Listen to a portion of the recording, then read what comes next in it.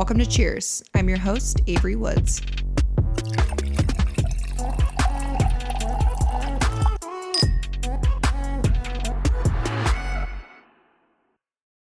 Hi, Laura. Hi. How are Thank you for having me. No, thanks for being here. Yeah, of course. I have another one of my OGs on the pod. Sure. Is there Thanos rings of OGs that Oh my you have God. on this podcast? I should have like a little like gift with purchase. Yes. Like a gift with interview. Please. I should wear like the Thanos ring. Of and the like OGs. Manny MUA on the pinky, Jacqueline on the ring finger. I want the bird. Yeah, definitely. I call it the bird. It's on the You're bird. going to use that one. Wait, do you remember the first time we met? Because I don't. Jacqueline's. No? Well, I was thinking about it because I'm like, we've just hung out so many times. I mean. I know it was at Jacqueline's house. Mm-hmm. Was it me, you, Manny, Jacqueline? I think so. And I just remember being like, holy shit, it's Laura Lee in the flesh. No. Yes. You know how like you're you? Yeah. And like I'm just like whatever, like in my own body. So whenever people feel that way, it's hard because I didn't watch me for years, or I didn't see me around for years. So it's like a hard concept to process. And we just left Lollapalooza, and I warned Manny, I was like, we have a lot of fans here, and I think we met more people than we've ever met like in our life. You know what though? How cool after being in this industry for over a decade? Mind blowing. How long has it been since 12 years. Yeah, see, that's cool though. Yeah. Because you have so such cool. a loyal What following. an honor. Yeah. Yeah. I mean, it feels really cool. It's definitely an ego boost. I'm just kidding. It definitely strokes my ego. No. I'm just kidding. No. It's like shocking still though, but you think you'd be like, duh, but it's not. And sometimes I'll like go to an event and I'll be like, oh, hi, I'm Laura. I always introduce myself. Of course, if I've never met someone, they'll be like, duh, I know who you are. And I'm like, we're not going to be like, hi, you know who I am. Yeah, exactly. I'm like, hi, we all know me, you know? I still very much have imposter syndrome, and I feel like that will happen where, you know, you get stopped, and it's just such an honor when people stop you, and people are always like, I'm so sorry to bug you, but I always say they're so sorry. And I always tell them, like, I wouldn't have a job without you. Literally. Like, I'm honored that you stopped me. I'm like, I've never told no one, even on my ugliest day on life, I've never told someone no to a picture. No, never. Ever. So I'm like, please stop me. Always stop me. Yes. Just do it. And like, you're not getting on my nerves. I'm not Jennifer Aniston. But even though I create content now, I still am a consumer. And for years, like, 12 years ago? I graduated high school in 2013. So I think I started watching you in high school, yeah? Oh my God. Yeah. So I remember those days. That's the main thing people say to us. They say, you were my childhood, or like, I watched you all through high school or something like that. Well, it really is. Like, I think back to when I needed to know what makeup product to buy with my Starbucks paycheck, or like I got a product and I was like, how the fuck do I use this? It was like you, Manny, Jacqueline. You were who I watched. I love that. I love all three of us and you too. So what a great thing. Did you guys hear that? It's true. That's incredible. It's true. What was your first impression of me? Be honest. Okay, well, I liked you online. I told you I watched, which I forgot about, those vlogs that you would do your kid. And they were not foul, but there was like an edge to them. Oh, they were definitely foul. They were foul. They were really foul. It was a lot of fucks. No, and I think that's fun because me and Manny are very crude on our podcast. We're literally talking about his butthole every other episode. I love that. I mean, like, we love that. You know what I mean? So I automatically was drawn to you because I thought that was a little different than we hadn't really seen so much in the industry. And I thought you had a really fun personality. Yeah. That's what's my first impression. And you act just like you act online. Oh, that's like, nice. You act identical to how you act in all of your vlogs, all of your TikToks. You're the same person. That's very nice. That's a big compliment because Yeah. we kind of touched on that a little bit on your podcast where that's not always the case, which is really interesting. It is. And I still feel so naive to that where I meet people sometimes and I'm like, I love you. I love your content. And they're such a different person. You're like, wait a minute. That almost like takes me back. Yeah. Because I'm almost like in shock. But then I remember like sometimes this is like a show. Yes, like social media. You have your own TV show. Yeah. And it's interesting. Some people like performative a little bit on their shows. So whenever you meet them in person, it can be jarring because you're like, oh my God, you're so different. Yeah. Like you are a TV host. Yeah. And then some people, they just show their genuine, real, raw personalities, lives, what they do, what they think is funny, what they like. And there's no performative nature to it. Yeah. I do feel like that is almost a defense mechanism for people, though, because they know they won't get as much hate when they kind of control how they are. Whereas when you are vulnerable. Yes, you're so vulnerable when you're like your true authentic self, because when the hate comes, they're really hating on you to the because you core. gave them who you are, and you've like unveiled that totally. So, but I feel like with people, maybe you agree, but like I cannot hold up a character for that long. No. I guess maybe like I feel like I will seep out like my crazy, my me. My personality is quirky, and I think it would seep out even how hard I try. So I'm just not that structured of a person to even be able to hold that character, you know? Mm-hmm. I actually remember, I don't remember who told me this, but when I was first really making it in the industry, well, on social media. The industry sounds like I'm in Hollywood. That's not true, but it's becoming very that. Kind it's of huge. crazy. Yeah. But when I first started really growing my platform, someone gave me incredible advice, and that was, do not pretend to be something you're not, because you will burn out so fast. Oh my God, that's the best advice ever. And it sounds so corny to say, oh, you're trying to be an influencer, you're trying to start fresh. Be genuine, be yourself. Like, be yourself. Sounds so corny. And it's really hard to be yourself your first few videos because you're nervous and you're getting warmed up to the camera. So, like, you're not yourself. But, like, that's why you have a small audience in the beginning, because barely anyone sees that. But, 20, 30, 40, 50 videos in, you warm up, and then that genuine yourself starts to pop out. But it's really important. It's okay to have like idols and people that inspire you, but never try to be them. You know what I mean? Try to let yourself seep into your content. I say. Yeah. I also feel like when you are genuine, it does show through the camera. And even though that can attract hate always is so much louder than love, but you do get so much love, and so many people that are like, thank you for talking about this, I relate to it. Even for the 100 mean comments, you have like 10,000 people that are like, thank you for being honest about it. Why is hate so jarring? It is so jarring, and it always will be. And I always think of it like, say you went to a party, 1 million people came up to you and they're like, oh my God, I love your lashes, love your dress, and you're like, oh my God, thank you. And then one person's like, hey, like, you really pissed me off, like, you're like, that would hang with you the whole night. You'd be like, oh my God, your like, whole this night person would be ruined. That would ruin just one person, regardless that many people came up and gave you that much love. Why are we like that as humans? We just are. But why are people just mean as humans? why are people assholes? Like, well, why do people leave the comment anyways? Like, but they're miserable. It's okay. True. That is true though, because there's no one who is truly like sickening, someone you would want to be, someone that would inspire you, that would shit on you online. Totally. I mean, that's just not the case. So there is some sleep at night knowing that people online, you would have to be some level of miserable out there to constantly shit on influencers online. Yeah, and I actually talked about this the other day on TikTok when I was getting ready, because I talked about how social media completely changed my life and my family's life, because obviously, and we'll go into your story too, because you have an awesome story, but obviously I was a nurse, and I was such a big consumer of social media because I loved makeup and skincare and vlogs, and I wasn't really like a big TV watcher, so I just loved YouTube.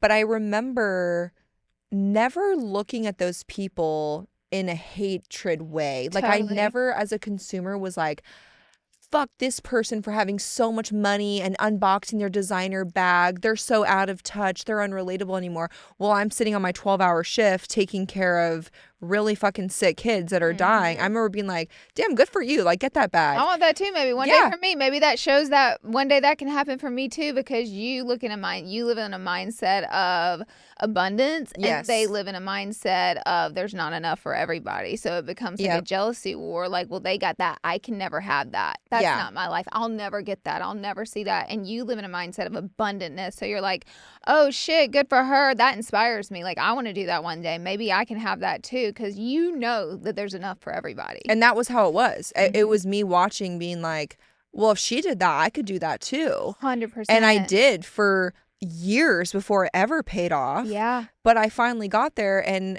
Jacqueline, like 6 months ago, sent me a screenshot of her Instagram from 2015, and it was like a coat rack, and it was her purses, like all her designer bags, and I said something like, love this so much, or like, I love all those bags, or like goals, or something. So happy for her. So happy. How crazy, though. And I was doing my prerequisites for nursing school, broke as fuck, living like an 800 square foot apartment. That's how you manifest more, I feel like, though, because here's the crazy thing. It's like, if your mindset is lack of abundance, what would be the antithesis of abundance? Nothing.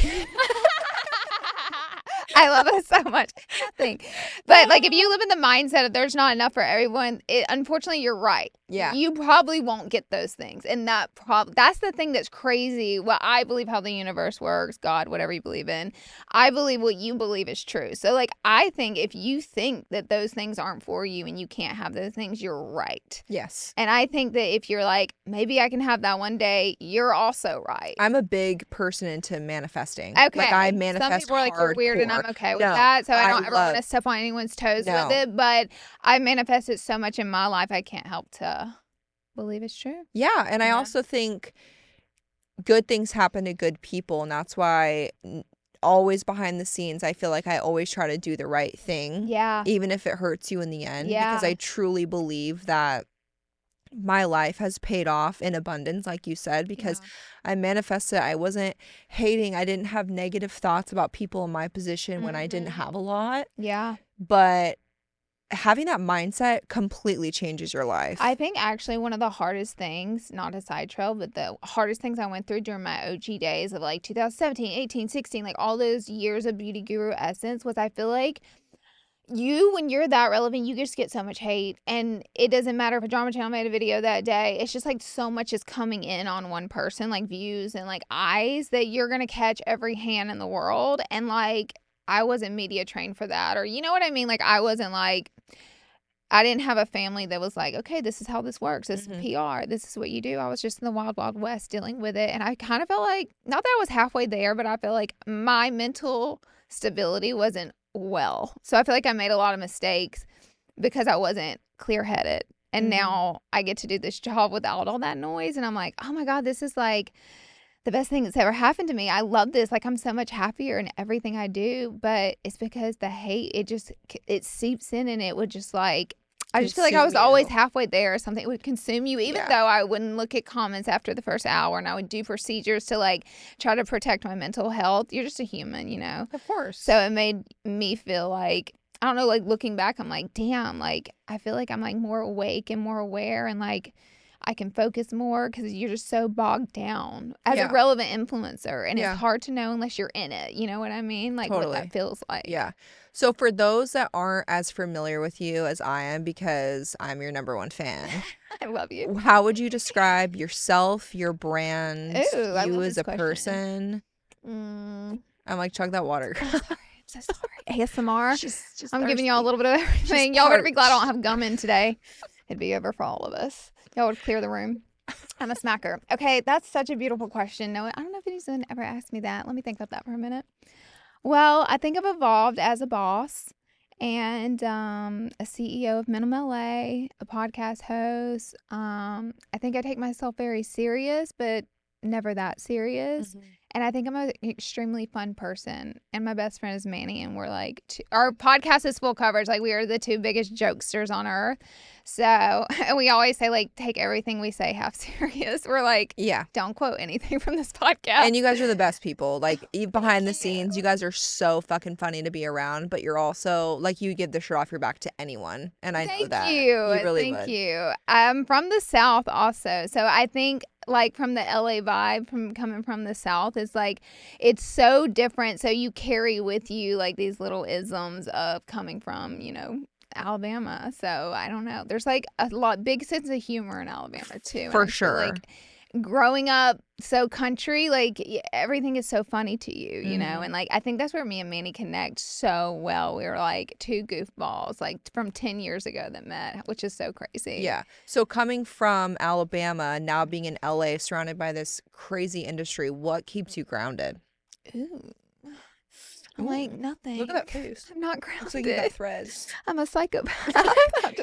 But you're grounded in the sense of you're humble. Yes. I don't know. You know, I'm a very laid back person, and I'll be super honest with you. the elitist lifestyle does not appeal to me. And I know people watching are like, bitch, shut the fuck up. You got a nice ass house and car. But I'm telling you, like the people that have like $50, $100 million, those lifestyles, that's a big thing in LA. And like that does not appeal to me. There's always a laid backness.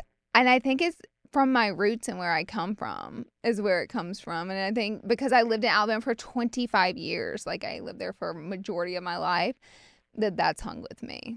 Yeah. And I mean, that's when I came here too, everyone was like, don't fall for the keeping up with the Joneses game. And it's so important. I did too. I fucking did. Whenever I moved out here, you know, I was like hoping to make it. And whenever I made it, like I felt like I was like, let me just get in line. Like, let me get my Chanel bag, the YSL bag, and the, you know, I was like, let me get the nice apartment with the white kitchen, and like, let me get in line. Yeah. And I feel like the real me, just like, I'm like, just not that person. So like, I will always seep out in everything that I do. And I was like, I want my home to be warm and more homey and like feel lived in. And I don't know.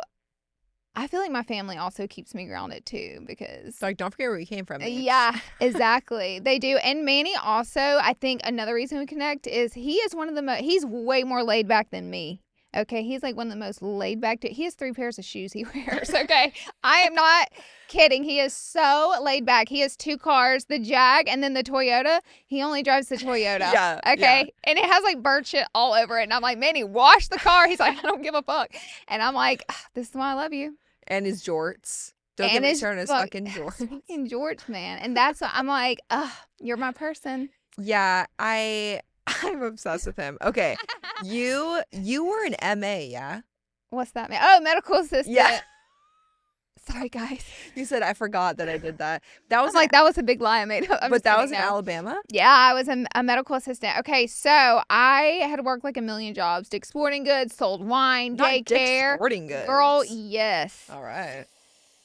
Texas Roadhouse a time or two. Those fucking dinner rolls. I quit after like 24 hours because the manager threw a peanut in my head and all the waitresses were bitches. I'm not kidding.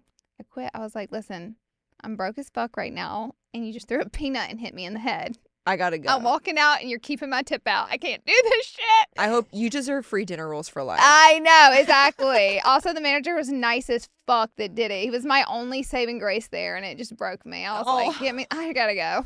I was like, I can't do this anymore. I was in high school. Never returned to Texas. Never returned, and I left my tip out. I had done every job in the world, and I had graduated high school. My grades were so bad I couldn't get into college. Really? Yes, I tried. I barely graduated high school. I remember one teacher called me up there, and she said, Miss Lee, because you do rehearsal before you graduate the night before. Mm-hmm.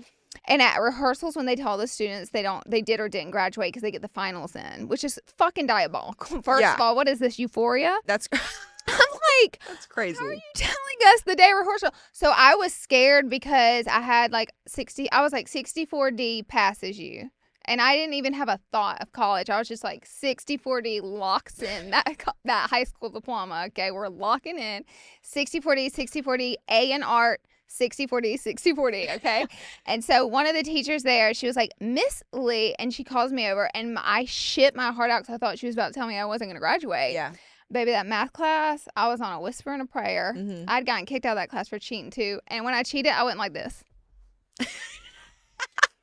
I'm not lying. And the teacher said, let me break my back to see the answer. Literally, the teacher was like, bitch, get out of my class. So he says, go down to the principal's office, tell him you cheated. And I was like, God damn it. So I said, there goes me walking. I did. I was like, that was a wrap for me. I was going to fail it anyway. So it was really a Hail Mary anyways. So I didn't go to the principal's office. I walked around for a little bit, went back to his class. I said, the principal is in a meeting, and he said he'll meet with me later. And then he was like, all right. And he forgot and let it go. Period. I never went. Anyways, she was like, your grades are so horrible. I was like this.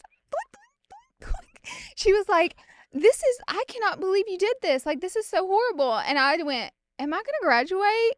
And she was like, yes, but you're great. And I was like, I don't give a fuck. I'm taking my seat in the hot seat with everybody else. And I graduate like by a hair on a horse's ass. And then I couldn't get into college. You know what though? That's okay. I was like, look at you now. All my friends went to college. I was like, oh shit, that's what we're doing next. so You said, wait, that was everyone's plan the whole time? Who the fuck was going to tell me? We didn't want to take a month off? You were already in college? I swear I was blindsided. You were like, wait, you were supposed to apply last December. Bro. I was like, I'm so fucked. No, I really was. And my mom dropped out at 17 to marry my dad. My dad graduated high school. My brother graduated high school. My sister dropped out. So for me, I was like, I'm graduating high school. That's good as gold in this family, right? That was like my perspective.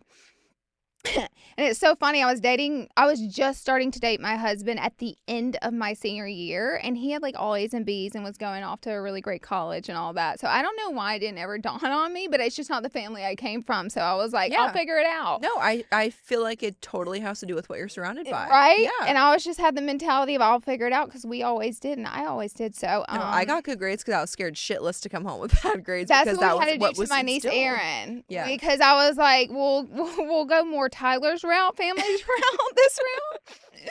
Feel like it'll be better. But oh my God, that's a whole story in itself.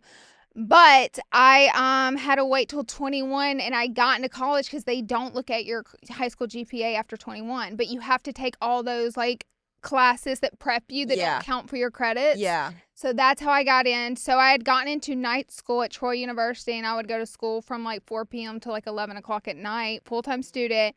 And I was like, all right, bitch, I was like 21. I had to move out. And I had to start paying bills. So I need a full-time job. And my girlfriend was like, oh, there's a dermatologist office I work out, and we train you there because you don't do blood and you don't do blood pressure. So it's a very specific medical assistant job because it's like cutting out skin cancers and things that they don't even train you for in school to be an MA. So I was like, hell yeah. She was like, how much? I was like, how much did they pay? She was like, $9 an hour. And I was like, baby, that's the most money I've ever made in my life. Yeah, no, back then that was a lot of money. So I'm a doctor now. Yeah. You said, so I can write a prescription. Right? Got it. I'm getting a penthouse. You're like, I got into medical school, everyone. I was like, $9. Whoa. No, really, I was shocked. And I charmed this dermatologist, and he was me. Okay, I don't want to shit on him too much because he's one of my favorite humans on earth, and he changed my life. But he was a really strict Navy man, and he was like in his 60s, and he was pretty tough. Yeah. And he basically put me through boot camp. And he tested me. He toughed me out. You know, I wanted to quit so many times. I came home crying every day. I never had a job this hard in my life, and I toughed it out. And I was his medical assistant for 4.5 years. Wow. And I started my YouTube channel and dropped out of college during this job. And he called me to his office at the end of it, and he was like, I don't want you to do this YouTube thing. He was like, I think you need to be an RN. I think you need to finish school, and I think you need to become an RN.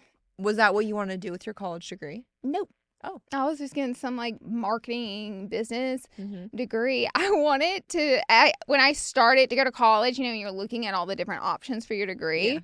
I was like, I want to be a detective. So I was like, criminal justice. Oh. But then I found out you had to be a police to be a detective. Yeah. And I was like, hell no. I was like, you don't just get a degree and like go figure shit out. The academy. I was like, yeah. So we're not going to do that. Scratch that one on my list. So I was like, I'll just do business. I switched to marketing, and then I was failing out because I was working, you know, these hours, 12-hour fours, a 10.5 day, and going to school from, you know, night online class. It was, I couldn't keep up, and I was really bad at school already. So imagine me I needed all the help I could get. So I was like, I'm failing out of college, and I'm going to be a medical assistant for the rest of my life. So I was like, fuck. So my stepdad at the time was showing me, God, this was so long ago. It's embarrassing. It's not embarrassing. It's 12 years ago. And look at you. You look like you just graduated high school. Thank you. I got Botox. I got a lip flip too. Did you? I did. So my upper lip doesn't move. It's crazy. Anyways, okay, so. Oh my God, you're my favorite. My stepdad's like, look at this. I can show the computer on the TV screen with this cord. And I'm like, whoa, that's so cool. And he just puts a YouTube video on just to show me, and it's Candy Johnson's What's in My Purse video. Oh my God. And I was like, ding, ding, ding. And I was like, what the fuck was that? And, you know, she's like the most rings and pink hair. And I'm like in love with her instantly. Yeah. I'm like, and so I took my mom's laptop and I watched a ton of her videos. And I was like, I want to do this for the rest of my life. I want to do this forever. This is all I want to do. And it wasn't even a thing. Like, Candy was one of the first people on YouTube. So it wasn't like Candy going on brand trips. Candy was rich. Candy making all this money. It was just like Candy, the YouTuber, in her home dyeing her hair and showing what's in her purse. Yeah. And I was like, I love that so much. So I bought a camcorder and I started filming YouTube videos. And then, so back in the day, I'm taking over this whole podcast. No, I'm so glad. This is why you're here. I'm so intrigued. I'm like, I'm not asking a single question because I'm so into this. So back in the day, fuck, what was I saying? That you bought a camcorder. Oh yes. Fuck, I forgot. Did you remember what your first YouTube video was? Yeah, I was showing people how to contour and highlight, and I had no idea how to contour and highlight. I was gonna say, did you always like makeup? Always. Okay. Always. And I had like crumbs. I think that's something that attracted me to Candy too, because she was very heavy in the makeup. Fuck, what I was saying. I can't remember what I was saying, but I would film on a camcorder and that I bought refurbished for $100 because your iPhone, there wasn't like iPhone, like you didn't have a like phone camera to film on. And I used my little window lighting. I remember I'm so scared in the video. I'm like this. Your hand's like shaking. I'm so scared because I'm like, what the fuck am I doing right now? Oh, I remember what I was gonna say. Back then in college, you would pay for your first semester with my FAFSA loans. Yeah. And then they would put the rest on a school credit card. Oh, I know where this is going. So I was like, well, I'm doing a career change anyways, and I already took these loans out. So I was like, fast for watching this. They're like, this fucking bitch we've been looking for. I'm just kidding. I paid them off. They're paid off. They're paid off. I actually did just write a fat check and was just like, here, bitch. Oh, I just did that 6 months ago. That. So proud of you. That's one of the best feelings in the world. Ever. And I didn't even get a degree. Actually, and I feel just as good as you. I'll tell you the craziest story about that real quick. Please do. So I had, I normally don't talk about dollar amounts, but I had $55,000 in student loans, which honestly is nothing compared to a 4-year degree. Totally. Like I have my bachelor's in science of nursing. You got a scholarship. Too. Well, my first 2 years were paid for off a scholarship, but then I got into private nursing school because it was a fast track program where I graduated in 20 months. Incredible. Yeah. So that you don't get any scholarships for that because it was private. So I did that and I had $55K in student loans, which again, for a 4-year degree is nothing because we have a good friend that just finished her freshman year at USC. Just her freshman year alone was $90,000. Damn. So times that by 4, it costs about $500,000 to get a 4-year degree right now. That's so sick. So I will not complain about $55K. Yeah. Okay. But as a nurse, I made like $65K a year. Usually was about my year salary. I think when I left after the pandemic in the ICU, I made like $42 an hour and some change. Wow. So we went to go. So during the pandemic, because I was working in healthcare, my student loans were frozen. So Biden administration froze them so they weren't gaining interest. Lovely. Immediately I froze them. Lovely. I said, I'm not making a single payment. I said, if I'm not getting punished for it, get rid of them too. I'm not paying. Especially because honestly, my student loan payment, if I paid the minimum amount, $750 a month. Oh. Okay. I made $42 an hour. Shit. I have 4 kids, a house. Like that's a lot of money. That is so $700 is a lot of money. That's like a BMW. That was like our family groceries. Yeah. You know? So as soon as they said, you don't have to pay them right now, like you can freeze them, I said, okay, great. But then I got a notification like 6 months ago, like, hey, bitch, they've been unfrozen for a little bit. Like, you got to start paying them. I said, oh, shit. So I logged into my FAFSA. And by the way, the $55K was after I'd already made some payments. I think in total it was about $65K. So I went to go pay them. And they have like a calculator where you can put like if you're paying the minimum amount, how long it would take to pay them off. If I was paying the minimum amount, the $720 a month, I think it was, with the interest, I would die with student loans. Because the interest rate was like 26%. So it's all a scam. Isn't that fucking crazy? That's a fucking scam. But I just think about like hard ass working careers. Like my parents were both teachers. My mom taught 2nd grade. My dad was my high school math teacher. They were bringing in, was he really? Yeah. Oh my God. Yeah. So they're bringing in, you know, combined income with my dad's VA income because he was in the military, maybe around $100K a year, if that. They both made probably $50,000 a year. Like, those people will all die with student loans. That's insane. And they're literally raising young humans. They're nurses saving lives. They should get the influencer salary. Seriously. Yeah. 100%. I think that every day. They deserve the influencer salary. And so when I paid off my student loans, that was a huge moment for me. Yeah. Because I was like, You're not going to die with the loans no matter what happens. And I would have died with those student loans. I might have. I don't even think I accrued. Crazy. My husband did, though, because he did 5 years for his engineering degree, and he went to Auburn, so that costed a lot. Damn, okay, smarty pants. Oh, he's so smart. I'm so lucky to have him. Oh, I'm the creative, really, he's the brains. I have brains, too, but in a different way. And you guys met in high school. Yeah. So you guys have been together, like, what, 17 years or something? Yeah, 15. I'm like, not too much now. Oh, sorry. 15 years. Sorry, I had 17 written down. I'm gonna blame Cosby for that. I'm hanging on to every year. My friends are like, you're almost 40. I'm like, bitch, let me write them out. Let me write out each 30. Let's not say almost 40 till we hit 39. No, that's Let crazy. me write it out. Stop. They do that whenever you're like 26, like almost 30. I'm like, we're not going to do that to me with 40. No.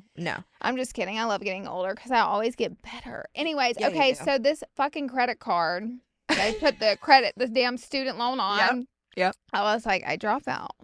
I go part-time at work.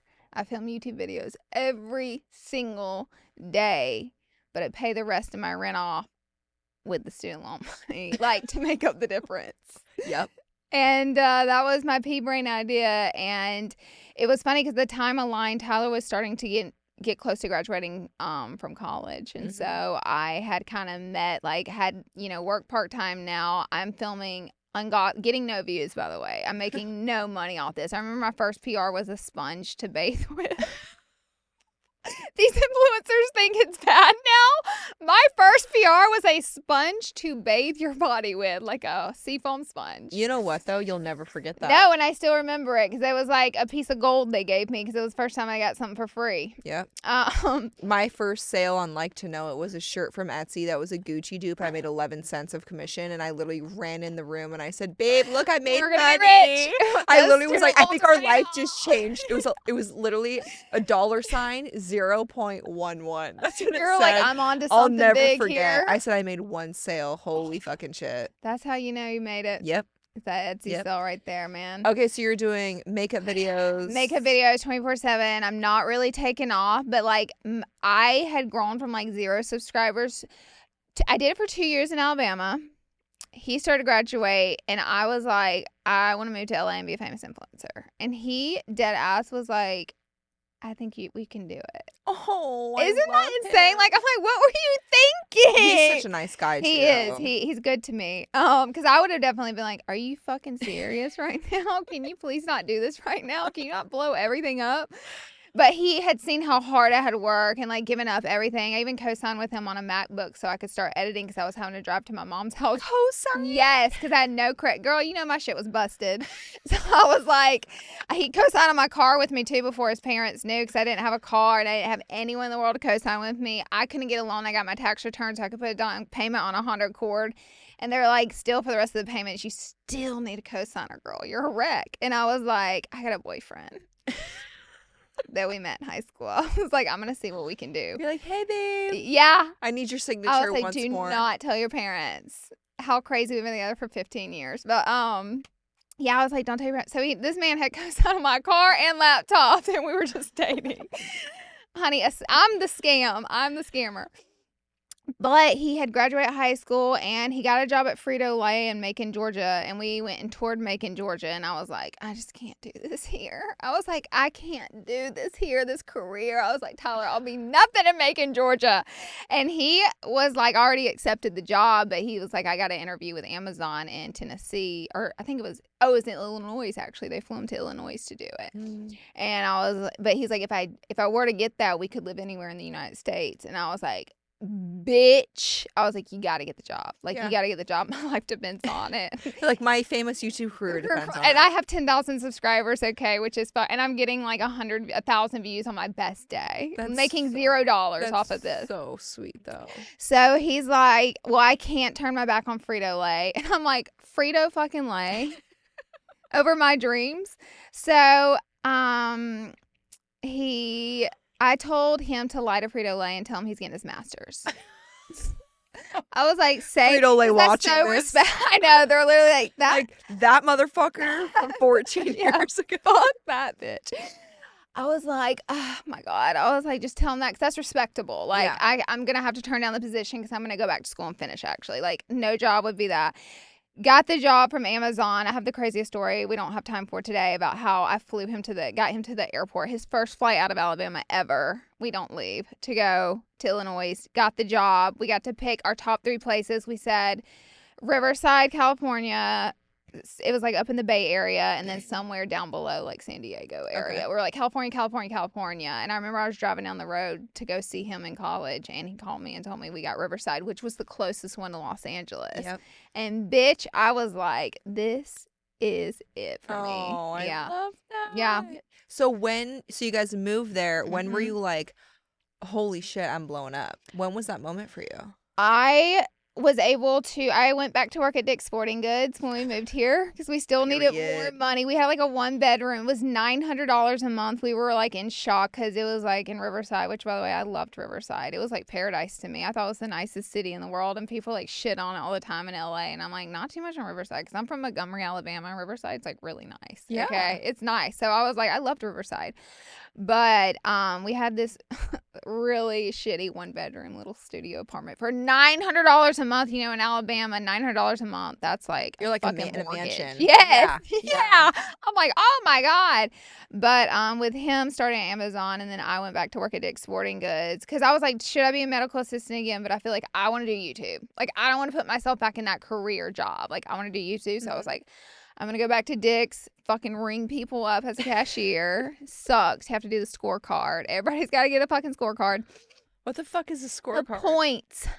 And they rate each store on the percentage of like how many points cards. You know, when you get points, you get like a coupon in the mail. Oh. So they are sticklers about that shit with their cashiers. Oh, shit. So you got to hassle people for the fucking scorecard. And no one wants one. No. So I'm all day bitching at people to get a scorecard, okay? It's like the worst. That was the worst thing at that job. Other than that, cool job. Yeah. Your skin is so glowy. Your forehead looks like a mirror. Oh like glass. It's beautiful. Thank you. I got a new tinted serum. Everyone is complimenting my skin today. I literally walked upstairs that bother Alex in her office. She goes, what the fuck's on your skin? I can't quit looking at you. It's SPF 50. I'll show you the brand. I just bought it. Whitney Simmons sent it to me. She goes, you would love this because I don't use foundation. I'm going to have to get it. I literally rubbed it with my fingers. That's all I did. So pretty. You need it. Thank you. Gorgeous. But then, okay, so at this apartment, I'm seriously uploading 5 days a week, and I started to get analytical. I think once you do something so long, you eventually go, what the fuck is not working? Yeah. Like, what is not working? So I started to get analytical. I started researching and understanding the math behind thumbnails, titles, tags, and I got really smart with my content. So it went from me uploading 5 days a week to whatever, throw it at the wall, whatever sticks, to like getting really intentional with them uploading, and I blew up. Wow. Blew the fuck up. And then a couple girls, I would drive into LA, which is like a 2.5-hour drive all by myself. Never been to LA. I'd been out here one time, but went to Pasadena to the IMATS convention back then. And that was my first flight I'd ever gotten on in my whole life. I was 25 years old. Wow. Went to IMATS for 2 days. Barely had enough money with me and my sister to get back to Alabama. I got back home and I was like, I got to live there. And I had never even been in LA. I was like in Pasadena. But anyways, yeah. What was your first viral video? Do you remember? My first mega viral video, and the gag of the century is it's still my most viewed video on my YouTube channel. You're kidding. Crazy was my second year in California.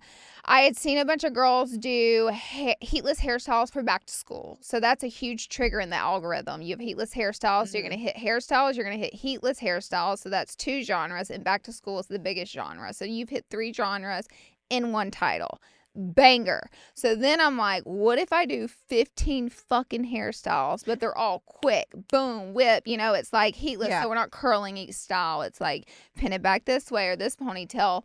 But now when it comes down to the thumbnail, we put every single hairstyle in the thumbnail. Like I had mapped this genius, what I thought concocted a genius video. Yeah. And I put it out there and it blew, and I knew it was going to blow up, like, because the science behind it. There is a code Mr. Beast talks about all the time. There is a code to YouTube. It's titles, thumbnails, and tags. You can make the best piece of content on this earth, and if your thumbnail sucks, you're not going to get the views. Yeah. Point blank, period. YouTube runs off an analytical system. All the social media apps do, and sometimes if you don't just get viral off someone else, or like a viral sensation thing that happened, which that didn't happen back in the day for YouTube. That happens with TikTok. Like go on Love Island, you'll be viral. Well, YouTube was different. Yeah. So I basically, after that video, it confirmed for me what I thought I knew about the algorithm. And that video got like 15 million views. And like that was unheard of on YouTube. And my channel just little by little kept exploding from there. Wow, that's amazing. 15 heatless hairstyles. So you obviously started with that and then you grew, but now you're in so many different business ventures. You have your brand. Yep. Talk about your brand. Minimum LA. It started actually as Nudie Patootie. It started as a clothing boutique in 2020 because I wanted to venture outside of makeup because I had shifted my content so far from makeup. Makeup started to not feel, I feel like when you're coming out with stuff, it should be so genuine. You know what I mean? Like, and attached to you in a way. And I wasn't doing as much makeup anymore. By the time it was 2019, I'd started, TikTok has come around and like things had started to shift, and I had done beauty for so long. I'd started doing lifestyle and a lot of fashion. So I started Nudie Patootie because I already owned the trademarking for it for my cosmetics plans. So I just had to add on clothing to it. It was an easy thing to do with the naming of the company, and it made sense because it attached it to me without using my name on it as well.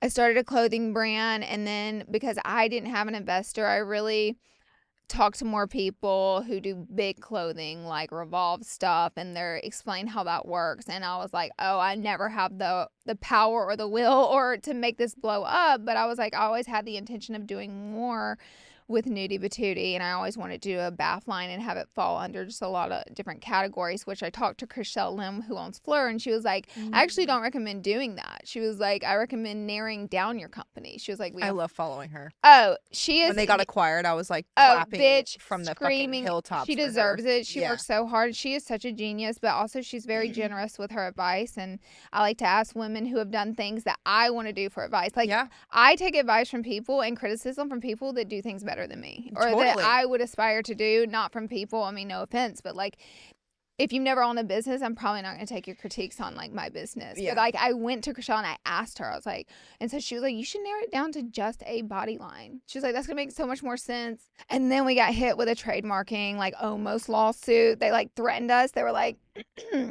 we own one of the words in Nudie Patootie. So they were like, and they're a much bigger company. And my lawyer was like, we can battle this because it's not black and white. Like, it's like we can go to court, but they're like, you're going to go broke, like going to court with these people. They have like lawyers on retainers. Like, this is like a drop in the bucket for them. Yeah. He was like, change your name. And so I had to shut it down for 6 months, rebranded it to Minimum LA, which we had to create a word that really didn't exist because everything is taken in clothing, body, and anything we wanted to expand it under, we had a trademark.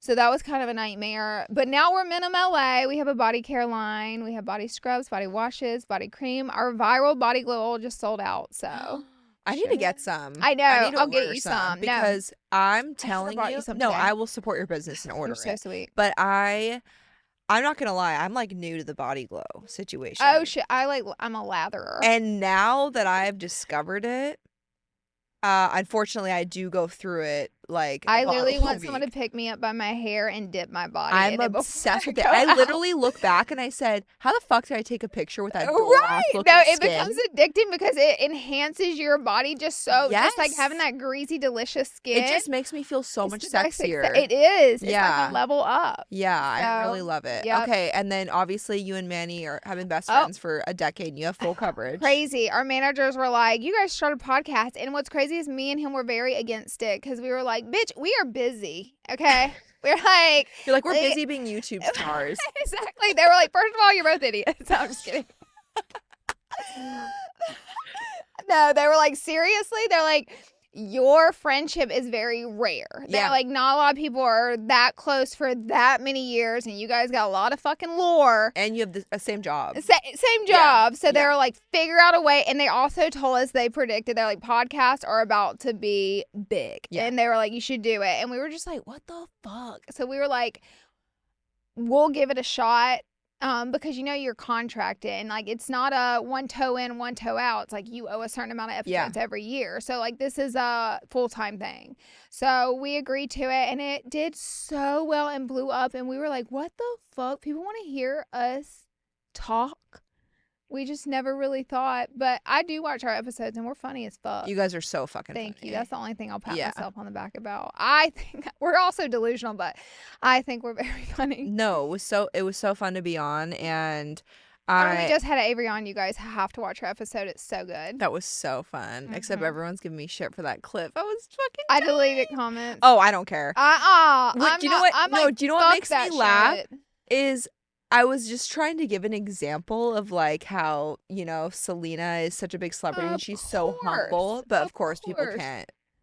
I'm like, I'm not hanging out with Selena Gomez every day, guys. Well, in the beginning of that clip, you got a fuck ton of love because I checked, because we posted it about 24 hours later. I went and just checked the comments. They were all like glowing about you. Oh, that's they so were nice. like, fucking, I'm about to start watching Avery because they were like, I found her through your podcast, nice. or I've seen this girl around and I saw her and I loved her on your podcast. Like, just glowing about you. And then I saw that the clip had kind of blown up a little bit more. And then I went to the comments. I was like, you guys are fucking assholes. No, you get to the point where you're just like, you're damned if you do, damned if you don't. So you are damned if you do, damned if you don't. And I want you to know that. And me, Jacqueline, and Manny were damned if we do, damned if we don't. Any brand page, any person, any collab, anything that had us in it, the top comments were always just taking a fat shit on us. And it was like that for like 5 years. That does make me feel a little bit better. I hope it genuinely does. It did not matter if it was me giving $10,000 to the fucking pet saving lives of animals. They were like, still a bitch.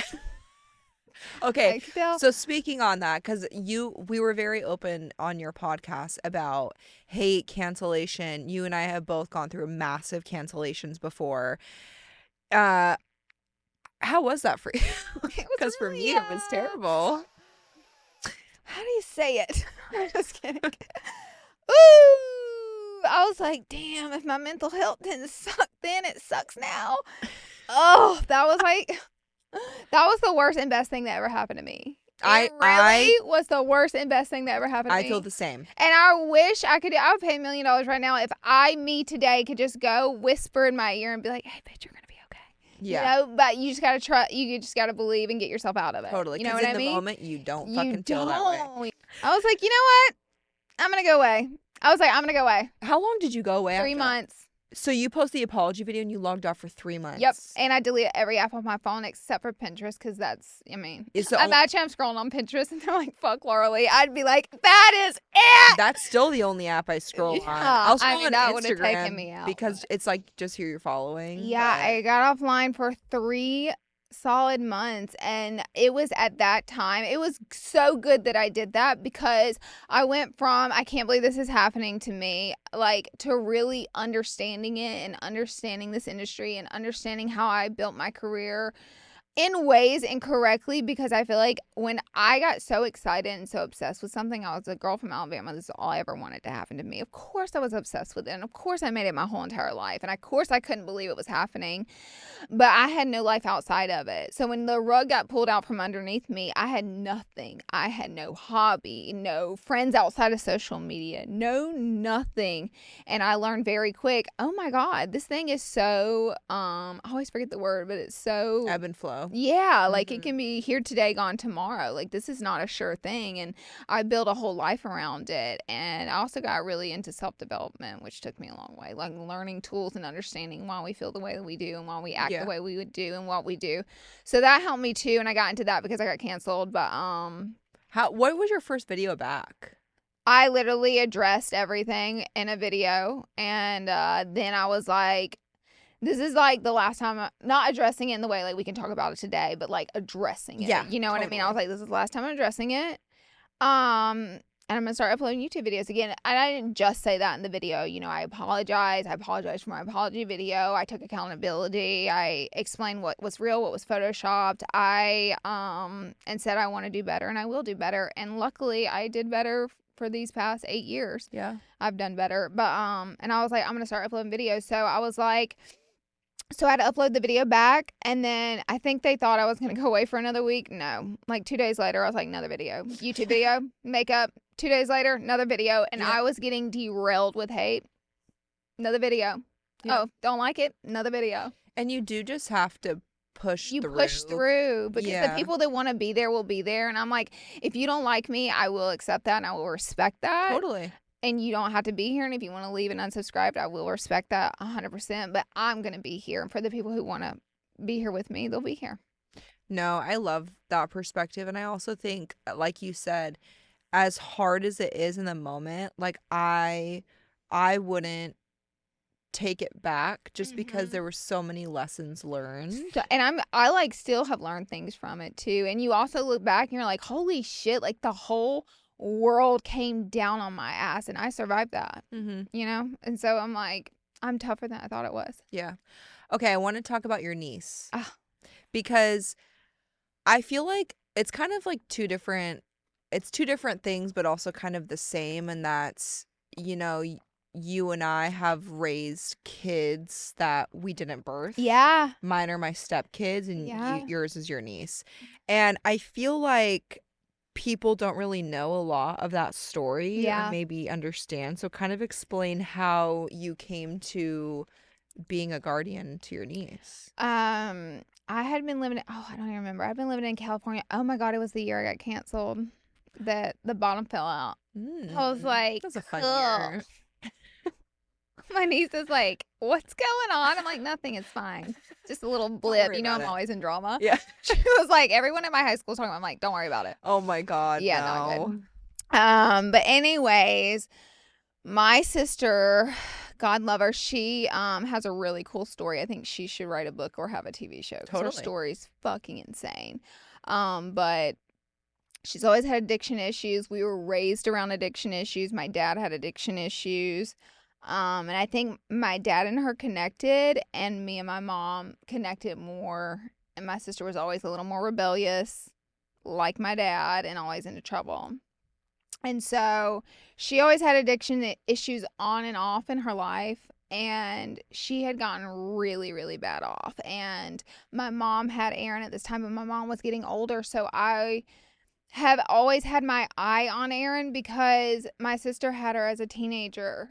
So me and my sister are only 2 years apart. So Aaron's always been like a little sister, or like I've always felt like a little, you know, we're a little closer than a regular, I think, aunt and niece situation. Yeah. Because we've pretty much always been in the same household. I mean, there were occasional times we weren't whenever she was living with my sister, but so I've always had my eye on her, and I noticed my sister getting worse off and worse off and worse off, and Aaron slipping, and I was like, I'm gonna have to take Aaron, Mom. Like, I'm gonna have to take her. Like, you can't raise her. And my mom was struggling raising her, because I'm like, Mama, she's gotta go to school. Yeah. She wouldn't like make her go to school and stuff like that. But my mom's so country. She did the same thing for me. Like, I didn't have to go to school. If I was like, I think I'm going to drop out, Mom, I got a good job, she'd be like, cool. So she was kind of like that with Aaron. I'm like, Mama, you can't do that. It's 2018. Like, we got to, she has to go to school. And she had all F's, all of her grades. I could tell how depressed she was and low. I was like, this shit is getting bad. So I was like, so I would try to get my sister to sign her over to me. My sister was so bad off all this time. Me and her were in such bad terms that she wouldn't. And I ended up going back to Alabama and fighting for her in court. And I won her. And I didn't know you went to court. I battled for her, and then, sorry, it's a touchy subject. Oh, no, it's okay. No, it's good. I love talking about it because a lot of people have to do this shit. Yeah. And you know what? I just want to say, too, imagine where she would be if you didn't do that. 100%. You know, and the fact that you were raised the same way that your mom was trying to raise Aaron. Yeah. But you wanted to break that cycle, and you did that for her. Yeah. You know, and we always talk about that too off camera because I'm always asking about her and wanting to know what she's doing. You ask me about her every single time. Well, because I remember when she moved in with you guys. I remember that YouTube video. Oh, do you? Yeah, I remember you guys like sitting down, and I was like, holy shit! Like, my manager was like, you should tell people why you have a child living with you. Yeah, and I was like, I'm so burned. I don't want to do that. And she was like, no. She was like, you should. Yeah. She was like, you're not going to get hate. Yeah. I was like, I've given so much, you know, and I've been cooked online. Well, and you also didn't want to talk about it to get clout. You did this behind the scenes to help your niece. It was exactly. It wasn't to get praise. Oh my God, no. And I was like, I wouldn't do it without my sister's approval either. And so, just because I would have had to tell a lot of her story in order to tell why I have Aaron. Totally. So I wanted to talk to her, and she had gotten incarcerated, so she was sober. And so our relationship, believe it or not, started to kind of heal whenever she was incarcerated. And so, which by the way, I didn't know was going to happen whenever I took Aaron. So I was going to have to take Aaron anyways. Mm-hmm. But, me and her, my sister, we talk on the phone all the time. My sister even called in on that video and talked a little bit, and she's fully responsible for her mistakes. And so we have a really good relationship now. My sister's doing incredible. I wish she would go work with like an addiction center because she's so incredible and inspiring. She totally turned her life around. It's a really cool story. But anyways, Erin had moved with me because things had gotten bad this summer. She was 14, but she had to go back to school, and that's whenever I was trying to get my sister to sign her over, and she wouldn't. So it sucked so fucking bad. I had to send her back to Alabama for 6 months until my court case. Mm-hmm. And then I had my court case, and in the middle of her 9th grade school year, I was able to get her back here, and then I've had her ever since then. So yeah, it's been really lovely. But that was the year I got canceled. I had to go to court. So I was like, oh my God, if they even Google my name. Oh, that's terrifying. I'm cooked. Yeah. And I was so mad at myself because I was like, I got myself in this situation where now I could lose Aaron. Yeah. Yeah. So. But she graduated high school. Yep. Incredible. Yep. And she's working. Yep, she's working. And she has a pretty good social media following. She does. I think she's like the prettiest person I've ever seen. She's in my gorgeous. Life. And she is like the funniest girl in the world. Like she is such a I wonder a where hippie. she gets that from. Oh. I'm telling you guys, if you met my sister, I'm the calmest one in my family between me, my mom, and sister. Like I'm the one with the smallest personality. Okay. I want to be in a room. I know. Yeah. Manny's met my sister. He's like, I get it. Yep. He's like, yep, I know what's going on. I know what's going on here. My sister's so fucking funny. But my mom had a huge sense of humor too. We were all just complete nuts. But does Erin want to do social media for her job? Yes, Erin, she wants to do social media. That's what she's going for.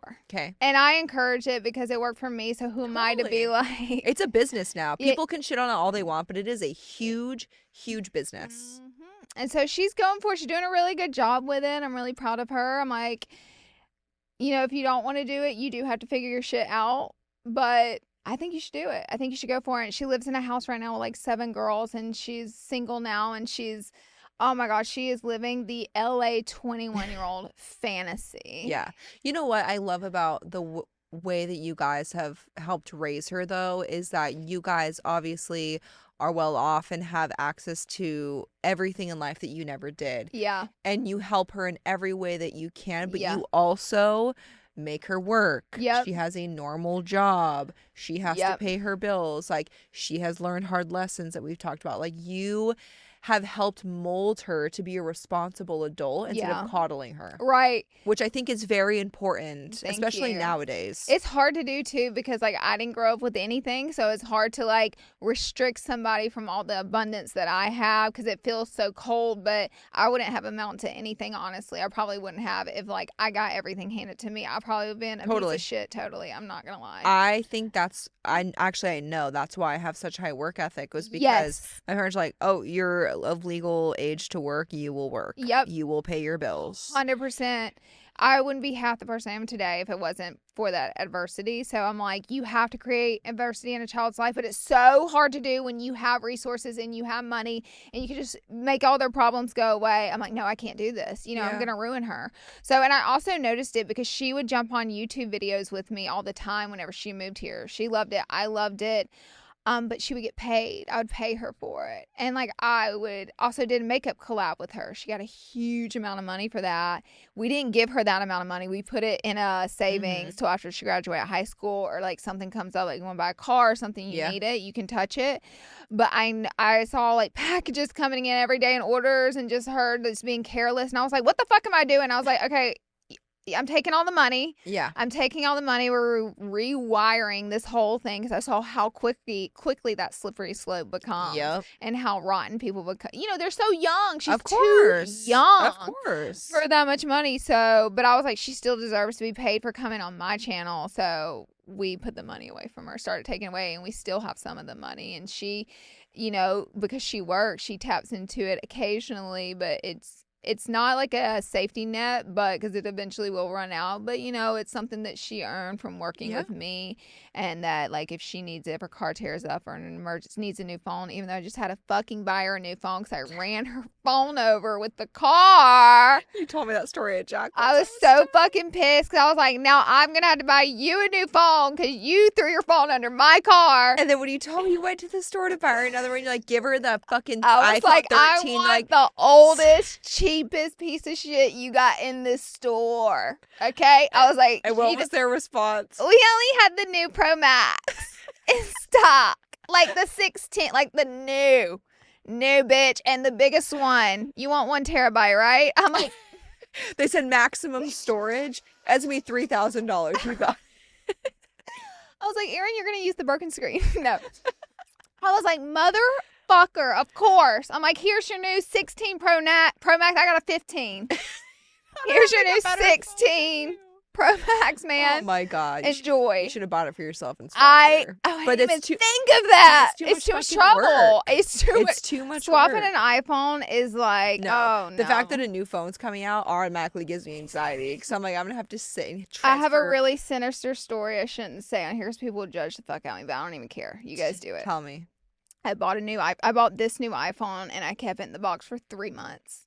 Because I didn't want to re-log in all my apps. I don't blame you. That's a rotten person. That's rotten. And then the worst part is you're like, I haven't typed in my fucking password since the last iPhone. So then you gotta reset every it all. app. Like, you might as well delete my whole TikTok account. God, like, honestly. I'm like, the photos and all. I'm like, oh my God. Okay. My like 72,000 photos. I did it. Okay, so I actually don't even know the answer to this question, but did you guys ever want to have kids of your own?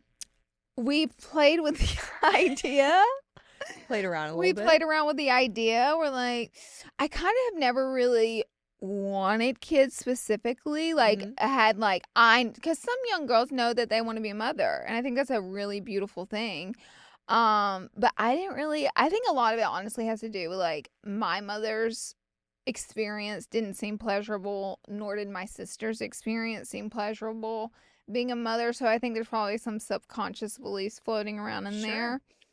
But it's not 100% no from me, but it's still not 100% yes. But I'm getting older and older, and I'm like, oopsies.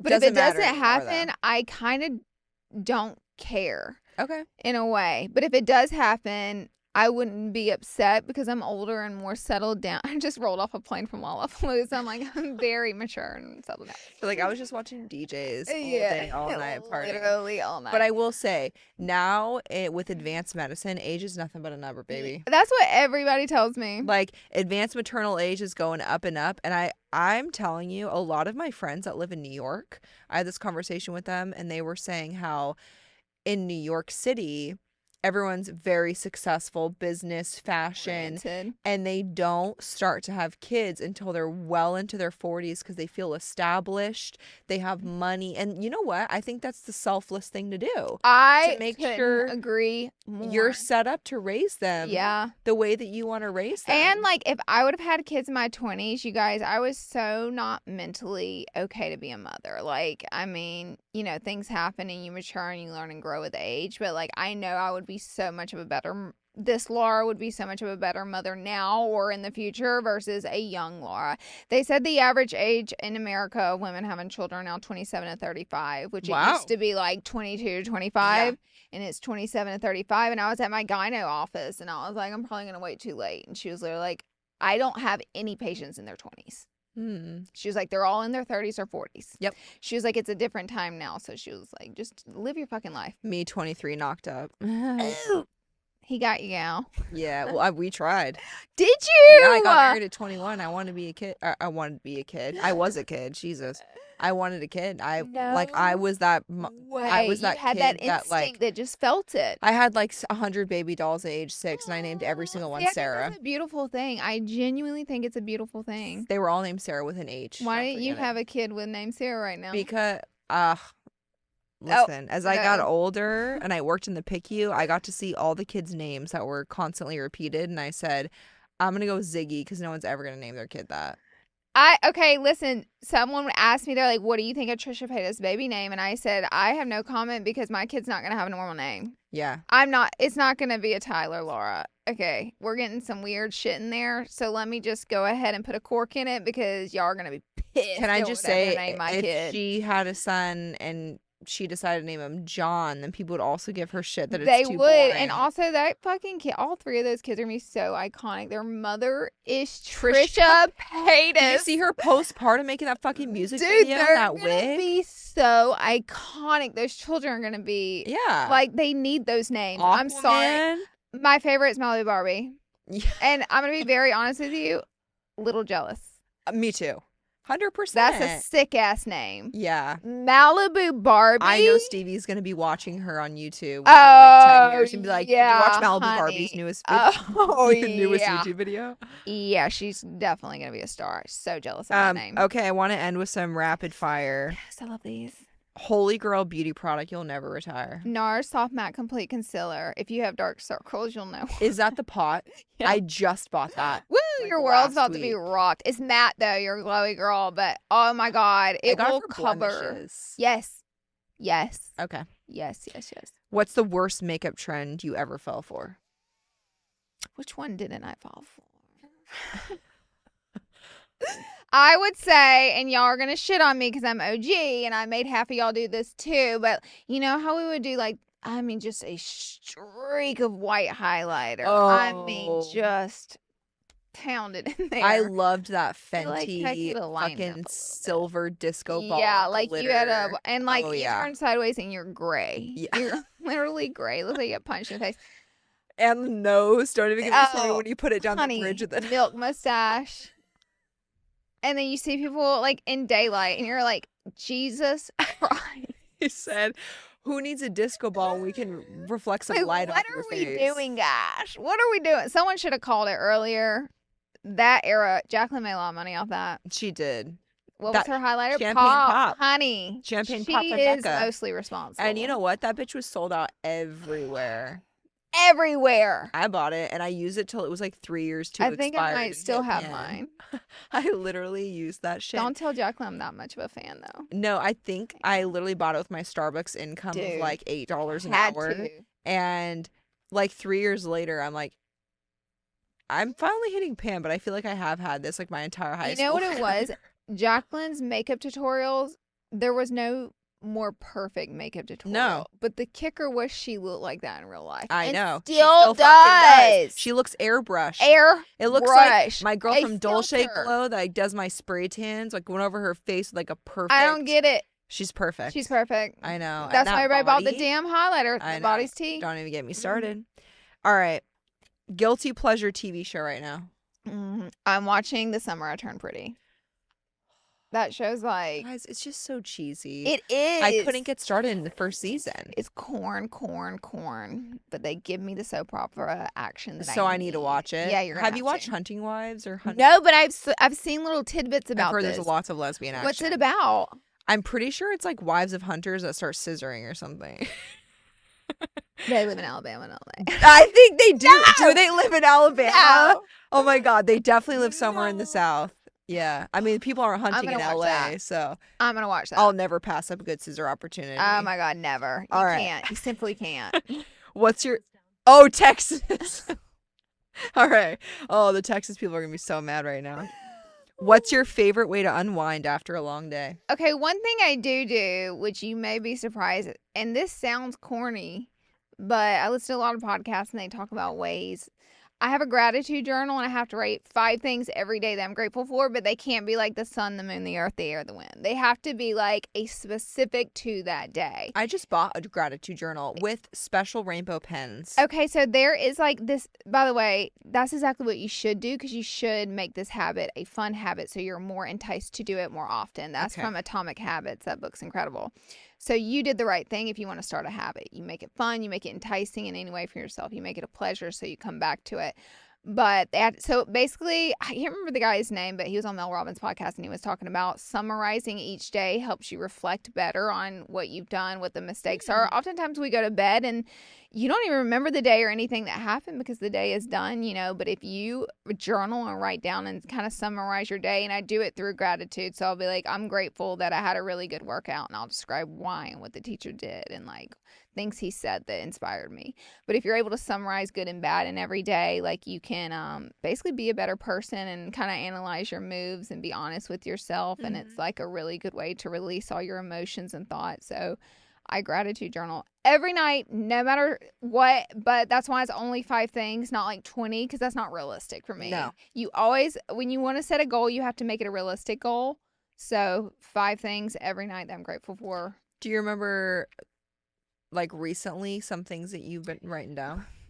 Well, I've been writing about Lollapalooza, unfortunately. It's kind of been at a rave for the past 4 days. She was busy, guys. I was really, really busy, but I will write tonight. Let me tell you what I'm going to write tonight. I'm going to kick Manny's ass because last night, he doesn't like to go to bed till 3 a.m. Oh, okay? no. He's Lost night me out. there. Maybe I can't be I'm friends like, we with have them. to get up at 5:30 LA time to catch this flight home. Uh-huh. So I said, I need you to set your alarm. And he goes like this, I'm going to set it. And I said, hey, you set it. He goes, I'm going to set it. I'm like, bitch, set it. Don't fuck with me. He's like, just kidding. I'm going to set it. And so we go to bed. I wake up in the morning. Manny's the most punctual person I've ever met in my entire life. I text him. We were supposed to meet downstairs at 7:30, which is 5:30 LA time. This morning. And you're here today. Yep. Thank you so much. I'm a shell of a human. It's okay. No, I'm just kidding. I love it. I love being on podcasts and doing podcasts and stuff. I love talking and hearing myself talk. So. But I said, set it, bitch. So it was 6:15. The Uber driver was 15 minutes early. I texted him. I said, hey, do you want to go ahead and go downstairs? He's here early. Maybe he text me back. So that's already a ding for me. Yep. I'm like, okay. He told me he was taking a shower in the morning. We're like a fucking, I don't know, we're weird. I'm like, he told me he was taking a shower that's this Scott morning. And Okay. 100% Scott Like, honey, Yep. we're one brain cell Yep. beaming. Yep. So I was like, he told me he's taking a shower. Maybe he's in the shower. It's 7:25 now. I haven't heard back, which that's only like a couple minutes later. So I was like, I'm going to go downstairs and get the car and get this guy to wait. And so whenever by the time I got from the 23rd floor down all the way to the car, it was 7:30. I hadn't heard a word. I said, that motherfucker's asleep. So I said, sir, my best friend is asleep right now. I have to go get him. Do not leave. Do not leave. I go all the way back up. Thank God I kept my key card because you can't get up to those top floors without that special key card. And I knew better. And I kicked the fuck out of his door. I was like, boom, boom, boom. And he opens his door in his chonies. And he's literally like, I said, bitch, you didn't set your alarm. Get your clothes on. We got to go. And I'm talking about Sam run around his room in his underwear. He said, I thought you were my neighbor. I'm like, why would your neighbor knock on your door at 7:30 in the morning? How do you guys not share a room? They 9 times out of 10, they put us in the same room, but occasionally they'll split us up. Oh, yeah. Scott's gonna be dreaming about him running around in his chonies later. Honestly, it's great, but oh my he didn't set us. Favorite overnight lip moisturizer? My expired Jouer lip mask. Oh, really? Give me a new one. Okay. If they don't even sell it anymore, it's definitely not good for me to put on. What's the most random thing in your bag right now? Oh, shit. You guys can see every single item Why in my the bag. fuck do you have a clear bag? You on your way to... You would swap your bag? I said, you on your way to a concert tonight?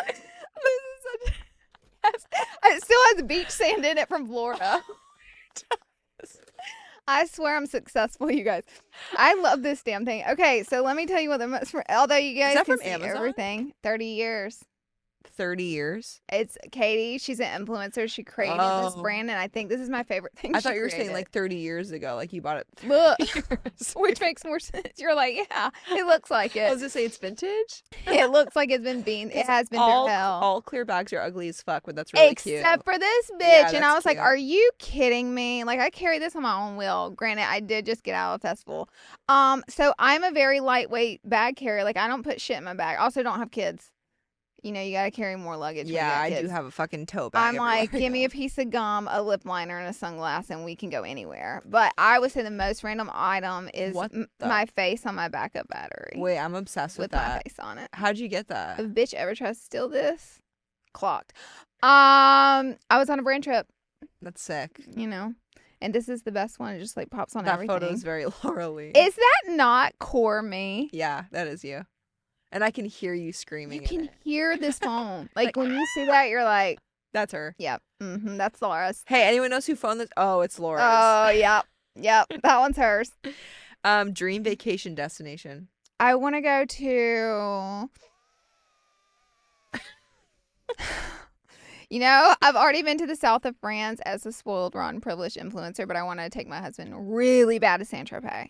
Ooh. I've been there once, so I know the tea going on there, and it is some good shit. Okay. So that's my next spot, but we've gone to Italy the past 3 summers, and it's kind of like we're beating a dead horse at this That's so point. relatable. I know. Me Everybody too. will really relate to that. They're going to be like, yeah, that's our girl. You know what else we bond on is Destin. Oh my God, we did. Yeah. Laura and I were talking because I was like, yeah, we've gone to Destin like the last 4 years. We just booked our trip for next summer. She's like, bitch, I have a house there. I was like, stay at my house. Which I need to take you up on, but I did just already book my fucking house. If you ever want to, it's incredible. It's like the secret hot spot in the South. It's the best. You know, it is really the best. It looks like I could literally do a video and be like, I'm in Bora Bora. No one would know. No one would know. It's the same. It's the most beautiful warm in the panhandle there. Do you ever drink a bushwhacker on the beach? Yes, I have. Oh my God. And you can drink on their beaches. In California, you can't. I'll fucking order a bushwhacker and play mermaids all day. Oh my God, you're my person. What do you want people to take away from this next era of Laura Lee? I feel like I'm diving deeper into the self-development world. I've wanted to keep one toe out of it because I feel like everybody in self-development gets put on a pedestal, and it's like if they're not drinking their own Kool-Aid and they make a mistake, then it's like, why would you drink their Kool-Aid? You know what I mean? That's relatable. Right? Like, no one's perfect. Everyone learns. And, like, I love Mel. Robin, I love her. I love her so much, but she's very open, like, well, I'm still learning every day. Like, yeah, we're all human and living this life for the first time, but I feel like we need someone that's very real like that because sometimes you can look at those people and be like, damn, I'm a fuck up because she's perfect. Yeah. But I feel like you would be incredible at that. That's so nice of you to say. Really? It'd be a really different genre, but I've read so many books. Like, that's what I enjoy reading. Yeah, you're a big reader. I'm a huge reader, and I feel like you can literally unlock parts of your brain and thoughts and the way you do things. I mean, even the book Atomic Habits, it teaches you what colors and marketing and why you like things and why you do things for so long and why this is a dopamine hit. And it has, like, I feel like I've been controlled by the world until I got into self-development, and it helped me control myself. I'm like, oh my God, this is why I do things. It's all for, like, dopamine or serotonin or this and that or jealousy, and it like teaches you and to understand your emotions, and it's like a superpower. So, and it's also helped me through really hard shit. So I'm like, I would love, because of what it's done for me, I would love for it to do that for other people. And if that I can be that, what that flows through, great. Even if you did like your own gratitude journal. Oh my gosh, I haven't even thought about where that. You could like make it really aesthetically pleasing and part of your brand and color code it. And like, I'm sure there's times where you're like, I wish my gratitude journal had this, or this is what I learned from it. Like, you can kind of add to that. And I feel like that would be really, really cool. Love that. But I would love to just tap into that world. I have to figure out what makes sense because I'm no Tony Robbins. I actually went to his seminars and walked on hot coals once. No, you didn't. Joined the full cult, girl. That's what getting me canceled. I said, Lord have mercy, I got canceled and now I'm walking on barefoot hot coals in New York. And I joined a cult. It was crazy, but you get changed blisters my on your life. feet? Sure didn't. Tony said I wouldn't, and I didn't. Yeah, we listened to him. He's really good. They line you up and you have to walk through the hot coals with your bare feet after you walk through the streets of New York with your bare feet, which is more dangerous than the hot coals alone. So I lined up. What's the reason for that? I can't remember. Learned a lot there. Learned a lot. I remember doing it. Don't remember the point. There was something. I do remember whenever it came to me, the coals were so stuffed out because so many people had walked on them. So I was like, I see. Yeah. Like, this is going to be easy. they hold the line. They're like, hold on. They bring a wheelbarrow of hot coals and they redo the whole path right before I went. I'm like, are you fucking kidding me? Like, this is a comedy skit. They said it's piping hot for you, Laura. Yeah, you fucked up. Bitch, your shit's wrecked. Your shit is wrecked. They're like, have you seen you online? I'm like, that's why I'm here. They're like, you gotta we did some research on you.